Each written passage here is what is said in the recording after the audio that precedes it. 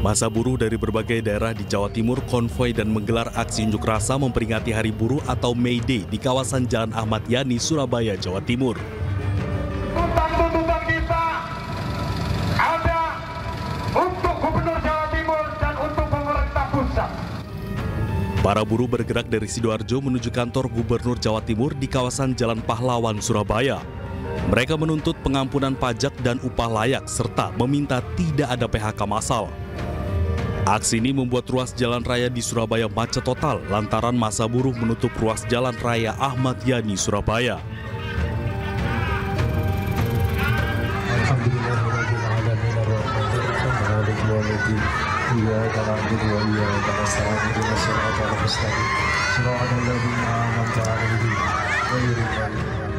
Sementara di Semarang, Jawa Tengah, ratusan buruh dari Konfederasi Serikat Pekerja Nasional atau KSPN Jawa Tengah memperingati Hari Buruh Internasional dengan berebut gunungan buah dan sayuran, serta buruh wanita mengenakan kebaya di Jalan Pahlawan, Kota Semarang, tepatnya di depan kantor Gubernur Jawa Tengah.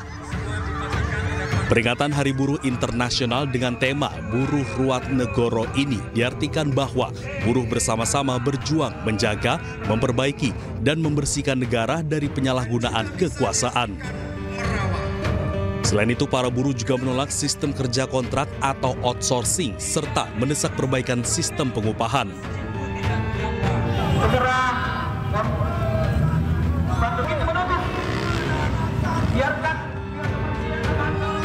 Sedangkan di Makassar, Sulawesi Selatan, ratusan buruh yang tergabung dalam Konfederasi Serikat Nusantara menggelar aksi Long March ke Jembatan Layang Makassar, Sulawesi Selatan. Tidak hanya kaum buruh, sejumlah pengemudi ojek online juga ikut meramaikan peringatan Hari Buruh 2025. Dalam momentum ini, buruh menyuarakan sejumlah tuntutan seperti pembentukan Satgas PHK, merealisasikan upah layak, hingga mendesak pengesahan Undang-Undang Pengakuan dan Perlindungan Masyarakat Hukum dan Adat. Banyaknya massa aksi yang berunjuk rasa membuat arus lalu lintas di bawah flyover Makassar ditutup sementara.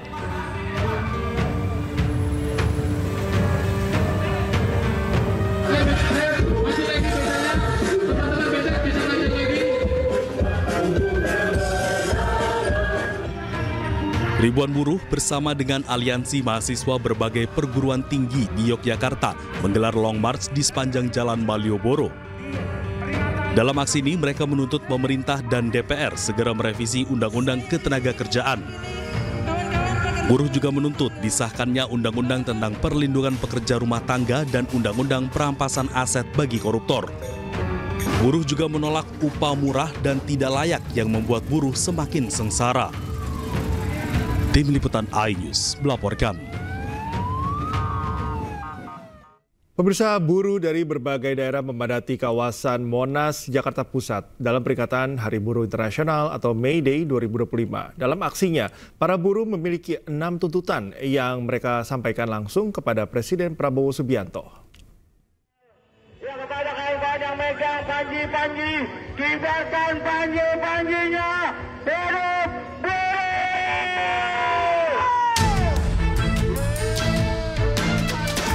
Ratusan ribu buruh diperkirakan hadir dalam peringatan Hari Buruh Internasional di Monas hari ini. Mereka datang dari berbagai kota seperti Jakarta, Banten, dan beberapa kawasan industri di Jawa Barat. Para buruh berkumpul di Monas dan menyampaikan tuntutan mereka dengan berorasi. Konfederasi Serikat Pekerja Indonesia sebagai penggagas aksi menyampaikan aspirasinya. Setidaknya ada 6 tuntutan yang mereka suarakan pada Hari Buruh kali ini. 6 tuntutan yang disuarakan buruh adalah penghapusan sistem kerja outsourcing, pembentukan satuan tugas pemutusan hubungan kerja, perealisasian upah layak pekerja, pengesahan RUU Perlindungan Pekerja Rumah Tangga, revisi Undang-Undang Nomor 13 Tahun 2003 tentang Ketenagakerjaan, dan pengesahan RUU Perampasan Aset untuk memberantas korupsi. Peringatan Hari Buruh kali ini juga dihadiri oleh Presiden Prabowo Subianto dan pejabat negara lainnya. Di atas panggung, Presiden Prabowo juga sempat berpidato dan berjanji akan menindaklanjuti tuntutan buruh. Dari Jakarta, Tim Liputan iNews melaporkan.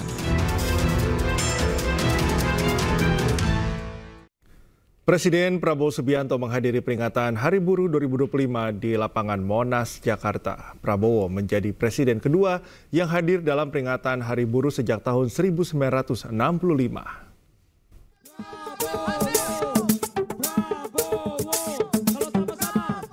Tiba di lapangan Monas sekitar pukul 10 pagi, Presiden Prabowo disambut riuh ribuan buruh yang hadir. Prabowo pun menyalami para buruh yang sudah menunggu kedatangannya sejak pagi. Sejumlah pejabat negara juga turut hadir, seperti Menteri Sekretaris Negara Prasetyo Hadi, Sekretaris Kabinet Teddy Indrawijaya, Menteri Tenaga Kerja Yasir Lee, Ketua MPR dan DPR RI Ahmad Muzani dan Puan Maharani.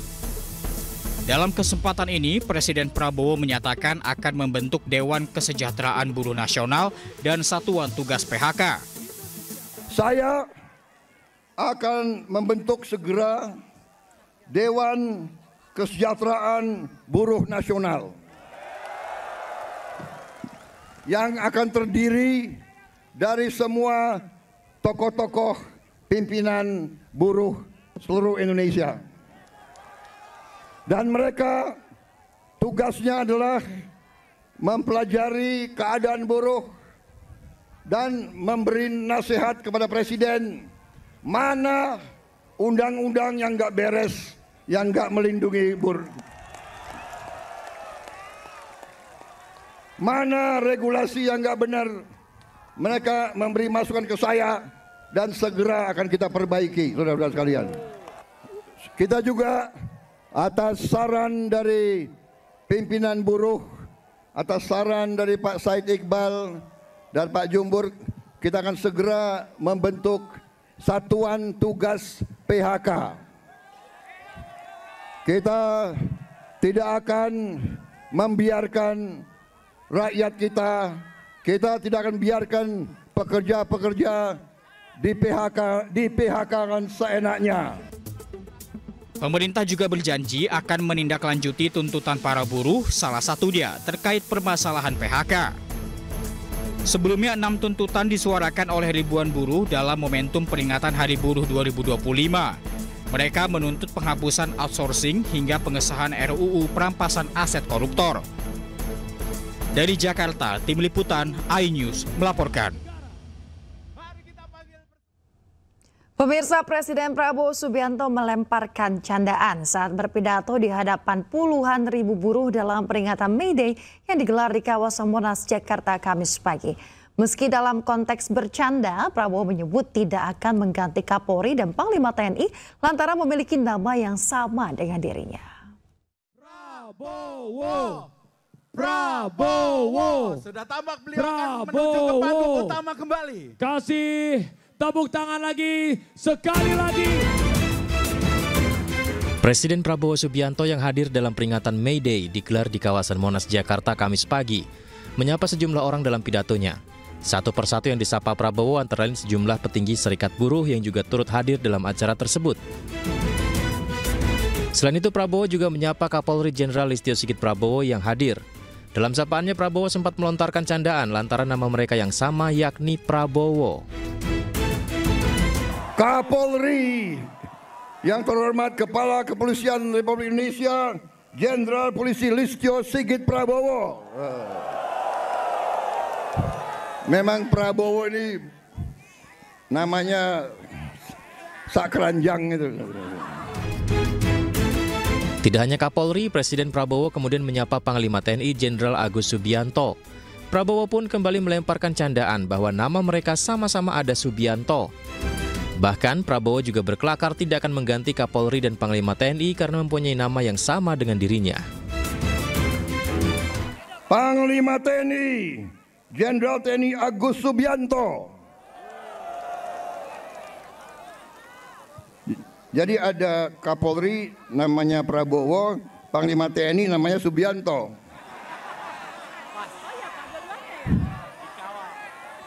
Presidennya Prabowo Subianto. Wah, ini alamat nggak diganti-ganti nih Kapolri. Usai berpidato panjang, Presiden Prabowo kemudian meninggalkan arena peringatan May Day di kawasan Monas, Jakarta. Dari Jakarta, tim liputan iNews melaporkan. Pemirsa, ada momen menarik saat peringatan Hari Buruh di lapangan Monas, Jakarta kemarin. Di atas panggung, Presiden Prabowo Subianto melepaskan kemeja safarinya dan melemparnya ke arah buruh.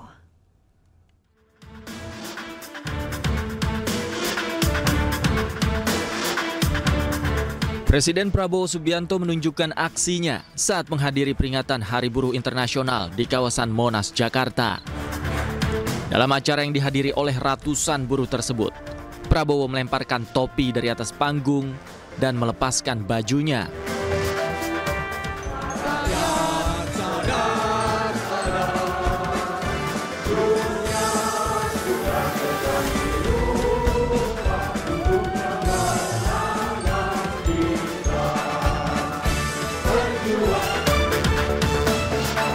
Aksi Prabowo disambut sorak-sorai para buruh yang hadir di Monas.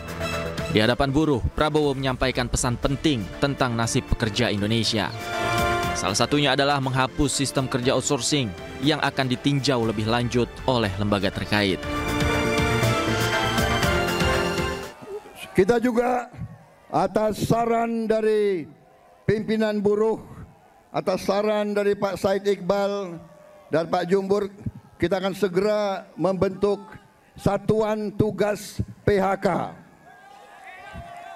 Kita tidak akan membiarkan rakyat kita tidak akan biarkan pekerja-pekerja di PHK-kan seenaknya. Usai berpidato dan melepas baju safarinya, Prabowo langsung naik ke mobil dinasnya. Dari atap mobil yang terbuka, Prabowo melambaikan tangan dan melemparkan baju pada para buruh sebelum meninggalkan lokasi acara. Dari Jakarta, tim liputan iNews melaporkan. Pemirsa, Presiden Prabowo Subianto menyampaikan rasa herannya saat nama Teddy Indrawijaya disebut di hadapan para buruh dalam aksi buruh di Monas, Jakarta. Presiden bercanda merasa iri karena sahutan meriah lebih banyak diberikan kepada Teddy ketimbang dirinya. Sekretaris Kabinet Teddy Indrawijaya. Penggemar, Pak. Kok lebih banyak sautannya daripada untuk gue nih? Yang presiden gue nih.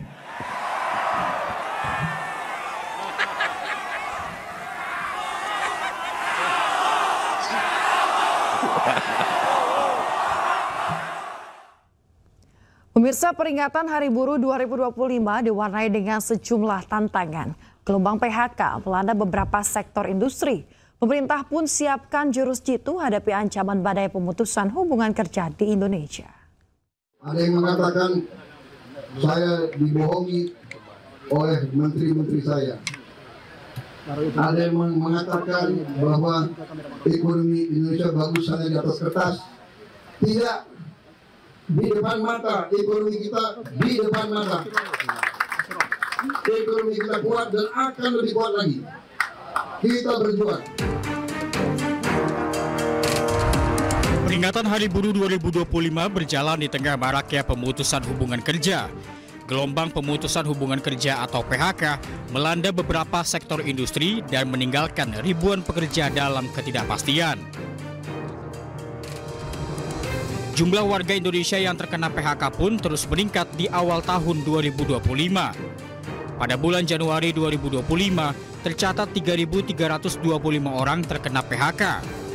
Jumlah ini masih di bawah pada bulan Januari 2024, yaitu 3.332 orang, namun masih lebih tinggi dibandingkan pada bulan Januari 2023, yakni sebesar 2.867 orang.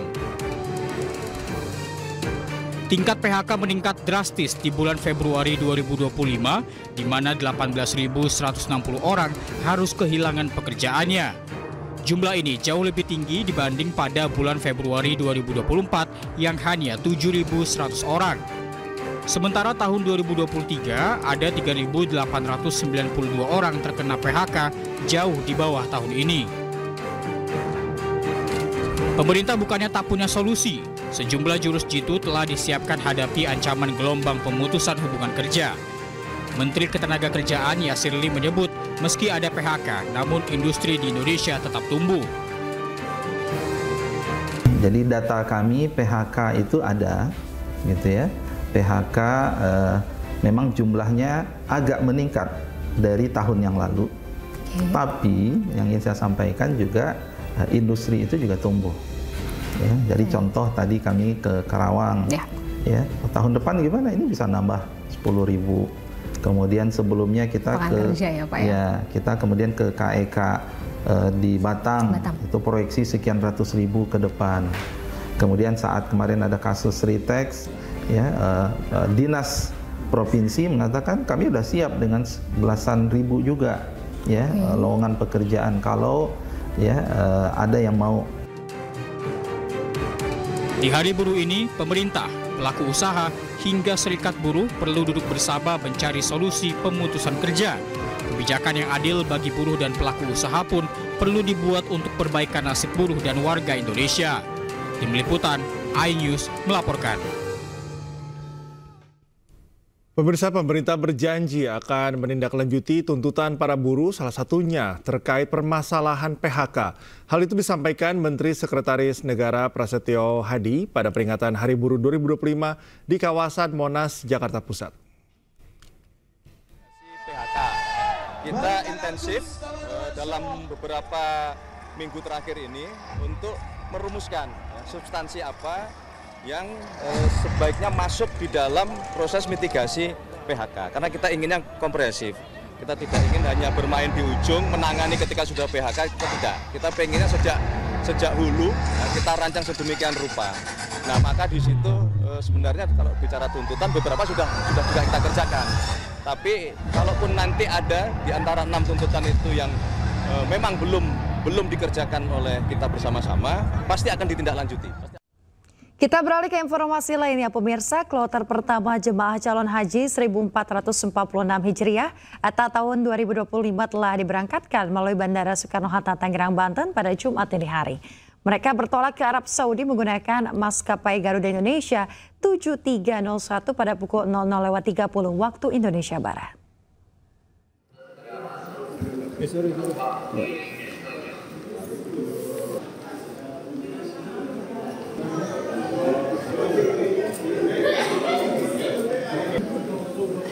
Pemirsa, kloter perdana berjumlah 393 jemaah calon haji berangkat dari Terminal 2F Bandara Internasional Soekarno-Hatta. Ratusan jemaah calon haji ini merupakan embarkasi Pondok Gede asal Jakarta Utara. Sebelum naik ke pesawat, pemirsa, jemaah calon haji mendapatkan layanan khusus, yakni jalur fast track, Makarut, atau pemeriksaan keimigrasian yang dilakukan petugas imigrasi Arab Saudi. Nantinya setiba di Bandara King Abdul Aziz, jemaah calon haji tidak perlu melakukan pemeriksaan paspor kembali. Alhamdulillah bisa kesampaian selama 12 tahun menunggu. Ya mudah-mudahan insya Allah bisa lancar semuanya. Dengan selamat, pulang dengan selamat, selamat sehat. Pemirsa, total ada 7.514 jemaah calon haji yang diberangkatkan pada gelombang pertama yang terbagi dalam 19 kloter keberangkatan. Pada tahun ini, pemerintah juga telah menyiapkan 3 maskapai penerbangan untuk melayani jemaah haji 2025. Dalam kesempatan ini, Mendag Nasaruddin Umar berpesan kepada jemaah untuk fokus beribadah dan mengurangi hal-hal yang sifatnya dapat mengurangi kekhusyuan ibadah. Semoga semua hati kita dibukakan bahwa itu adalah bagian.